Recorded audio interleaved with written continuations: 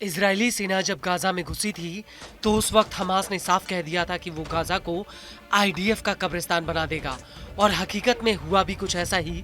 Gaza को खंडर में तब्दील करने के बावजूद आईडीएफ हमास का सफाया नहीं कर पाई। उल्टा गाजा के इन्हीं खंडरों से हमास के लड़ाकों ने आईडीएफ के सैकड़ों सैनिकों का शिकार किया। यहाँ तक कि गाजा की गलियों में हमास ने बारूद बिछा दिया था। इस बारूद में आईडीएफ के बाहुबली कहे जाने वाले मेरकावा टैंकों के परकच्छे तक उड़ गए। गाजा की हर गली में आईडीएफ के सैनिकों की चीखें अभी भी गूंज रही हैं, जो इस बात की गवाह है कि इजराइल का गाजा पर हमला करना उसकी एक ऐतिहासिक भूल साबित हुआ है। उल्टा अब उसे हमास के बड़े बड़े और खूंखार कमांडरों को रिहा करना पड़ रहा है। और ये बात भी किसी से छिपी नहीं है कि हमास के छोटे छोटे रॉकेटों के आगे इजराइल के बड़े बड़े एयर डिफेंस सिस्टम्स की हवा निकल गई।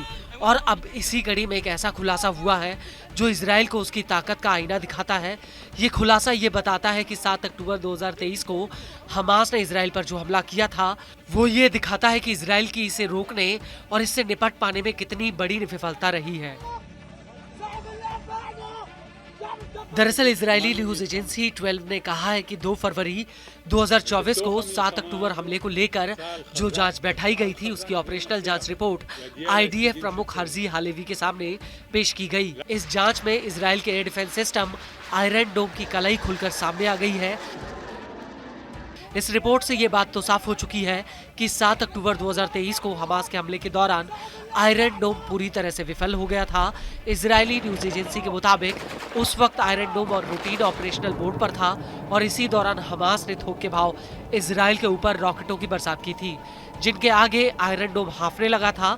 आपको बता दें कि इस जांच में 2 सबसे बड़ी विफलताएं बताई गई हैं, जिनकी वजह से आयरन डोम रॉकेटों को सक्रियता से इंटरसेप्ट नहीं कर पाया। जांच के मुताबिक हमास के हमले की शुरुआती मिनटों में आयरन डोम की बैटरियां काम नहीं कर रही थी। हालांकि ऐसा क्यों हुआ इस बारे में जांच में कुछ नहीं कहा गया है। इसकी वजह से शुरुआती मिनटों में हमास के रॉकेट धड़ाधड़ इजराइल में गिरे थे।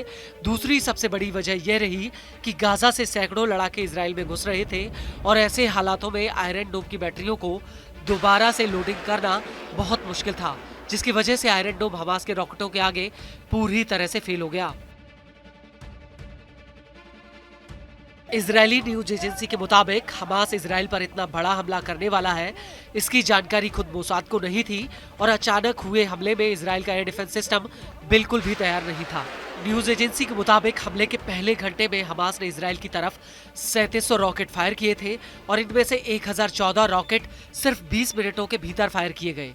और जैसे जैसे समय आगे बढ़ता गया वैसे वैसे आयरन डोम की बैटरियां खत्म होती गई, जिसकी वजह से आयरन डोम की मिसाइलों को हवा में मार गिराने की ताकत भी कम होती गई।